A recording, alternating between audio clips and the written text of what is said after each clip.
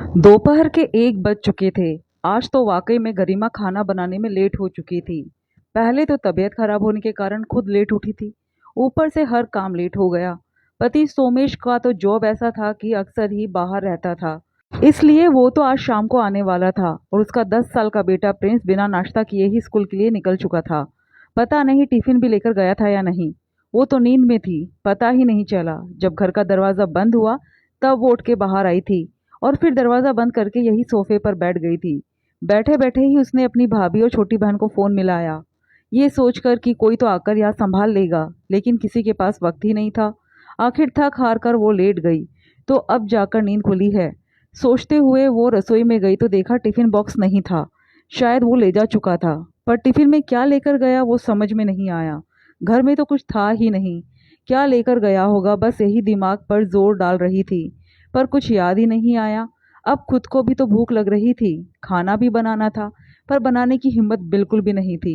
खिचड़ी दलिया खाने का मन नहीं था और बाजार से कुछ मंगाने की इच्छा नहीं थी। सोचते सोचते ही वो हॉल में आ गई और सोफे पर पसर गई। कुछ देर अपनी आंखें बंद कर यूं ही लेटी रही। जब आंखें खोली तो सामने लगी तस्वीर पर उसका ध्यान गया। सामने ससुर जी की तस्वीर लगी हुई थी, जिनका अभी 4 महीने पहले ही देहांत हुआ था। तस्वीर को देखकर आंखों में आंसू अपने आप ही आ गए। जब उसका ध्यान इस ओर गया कि वो अपने ससुर के लिए रो रही है, तब उसे बड़ा अजीब लगा। आखिर अजीब तो लगना ही था। कितना परेशान रहती थी वो अपने ससुर जी से।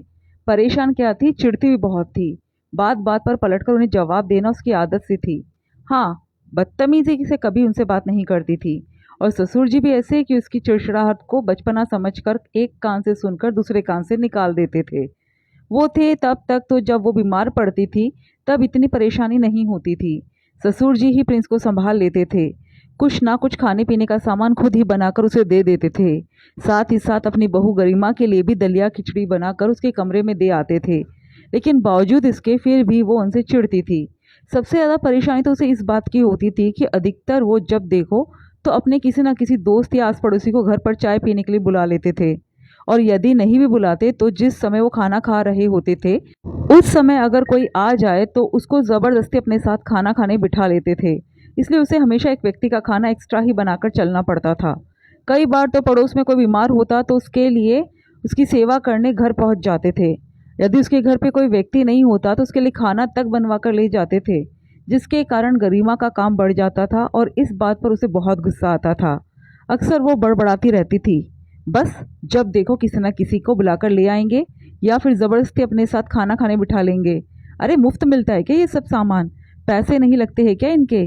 बेवजह एक व्यक्ति का खाना एक्स्ट्रा बनाना पड़ता है। और कोई काम नहीं है क्या मुझे? रसोई में लगी रहूंगी क्या? मेरी ज़िंदगी तो रसोई में शुरू होकर रसोई में ख़त्म हो जाएगी। पर ससुर जी तो ससुर जी ठहरे, एक कान से सुनकर दूसरे कान से निकाल देते थे और कई बार तो हंसकर उसे समझाते, अरे बहू क्यों इतनी परेशान होती है? जहाँ 3 लोगों का खाना बना रही है वहाँ 4 लोगों का बना लेगी तो क्या फर्क पड़ेगा? पर घर आए व्यक्ति को खाने के लिए नहीं पूछोगी तो तुम्हारा व्यवहार दिख जाएगा। बेटा, अपनी जिंदगी में इंसान पैसा कमाता है, उसमें कोई शक नहीं, लेकिन जिसने पैसे के साथ व्यवहार कमा लिया वो इंसान इस दुनिया में सबसे धनी है। आखिर यही रिश्ते तो काम में आते हैं। जरूरत पड़ने पर रिश्तेदार तो आते से ही आएंगे, लेकिन पहले आस पड़ोसी ही तुम्हारे लिए खड़े नजर आएंगे। पर पापा जी, जिस दिन कोई नहीं आता उस दिन तो खाना व्यर्थ हो जाता है ना। और वैसे भी पापा जी, स्वार्थ भरी दुनिया में कोई किसी के लिए खड़ा नहीं होता। आपके परिवार के अलावा आपके लिए कोई नहीं होगा। गरिमा भी चिढ़कर कहती, अरे बहू क्यों परेशान होती हो?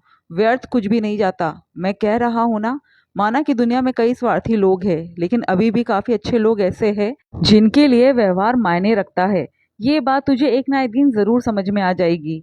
और रही बात ठंडी रोटियों की, तो जिस दिन रात को रोटी बच जाए वो रोटियां तू मुझे सुबह नाश्ते में दे दिया कर। अरे वो तो सेहत के लिए बहुत अच्छी होती है, मैं तो शौक से खा लिया करूंगा। हाँ पापा जी, हम गरम खाएंगे और आपको मैं ठंडी खिलाऊं। मुझे क्या आपके बेटे से 2 भाषण सुनने हैं? गरिमा फिर से चिढ़ जाती, पर ससुर जी तो बात को हंसकर टाल देते। गरिमा इस बात को लेकर सोमेश से भी झगड़ पड़ती। वो उसे उन्हें समझाने के लिए कहती, पर सोमेश भी हंसकर एक ही जवाब देता, अरे पापा की तो आदत है। मैं ये सब देखते देखते इतना बड़ा हो गया हूँ और अब तो एक बच्चे का पिता भी बन गया हूँ। मम्मी भी एक व्यक्ति का एक्स्ट्रा ही खाना बनाती थी, अब तो पापा की ये आदत बदलने से रही। अब जैसे तुम्हारे ससुर जी है उन्हीं को झेलो, मैं कुछ नहीं कर सकता। और सोमेश का जवाब सुनकर गरिमा मन ही मन कुढ़ती हुई रह जाती। और अब ससुर जी के जाने के बाद सच में उनकी कमी महसूस हो रही थी। आज वो होते तो उसका बेटा प्रिंस भी भूखा घर से नहीं जाता और ना बेचारा स्कूल में अभी तक भूखा होता। यहाँ तक कि वो भी अभी तक अपनी भूख को मार नहीं रही होती। सोचते सोचते ही उसकी आंखों में आंसू बरबस बहे जा रहे थे। तभी अचानक दरवाजे की घंटी बजी। उसने अपने आंसू पोंछे और जैसे तैसे जाकर दरवाजा खोला तो सामने पड़ोस वाली शर्मा आंटी हाथ में एक छोटा सा बैग लिए खड़ी हुई थी। गरिमा को देखते हुए वो बोली, अरे गरिमा बेटा, उठ गई?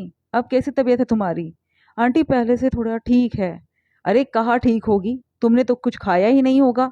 मैं पहले भी 2-3 बार आकर जा चुकी हूँ, लेकिन शायद तुम सो रही थी इसलिए तुमने दरवाज़ा ही नहीं खोला। कहते हुए शर्मा आंटी खुद ही धीरे धीरे चलकर घर में आ गई। एक तो तबीयत खराब, ऊपर से इतनी भूख लग रही थी। ऐसे में कोई घर में आ जाए तो चिढ़ तो होना लाजमी ही है। पर क्योंकि शर्मा आंटी बुजुर्ग थी इसलिए उसने कुछ कहा नहीं। शर्मा आंटी तो खुद ही अंदर जाकर सोफे पर बैठते हुए बोली, ये मैंने तेरे लिए खाना बनाया बेटा, गरम गरम रोटी सब्जी है। और प्रिंस की चिंता मत करना, उसे मैंने सुबह नाश्ता करा दिया था। उसके लंच बॉक्स में भी मैंने खाना पैक करके दे दिया था। शर्मा आंटी बैग में से टिफिन निकालते हुए बोली। ये देखकर उसकी आंखों में आंसू आ गए।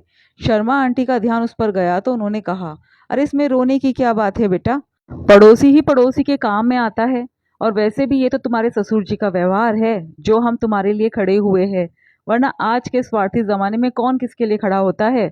मुझे अच्छे से याद है, मेरे बेटे बहू तो बेंगलुरु में रहते हैं, पीछे हम दोनों बुजुर्ग पत्नी पत्नी ही तो है। लेकिन कई बार तुम्हारे ससुर जी ने हमारी हारी बीमारी में हमें भूखा नहीं रखा। कई बार तो वो टिफिन लेकर हमारे घर आ जाते थे। सचमुच बहुत भले इंसान थे वो। जब उन्होंने हमारे लिए इतना किया है तो हम भला तुम्हें अकेला क्यों छोड़ दे। इसलिए तुम खाना खाओ और दवाई लेकर आराम करो। प्रिंस आएगा तो मेरे घर पर ही खाना खाकर आ जाएगा, तुम उसकी चिंता मत करना।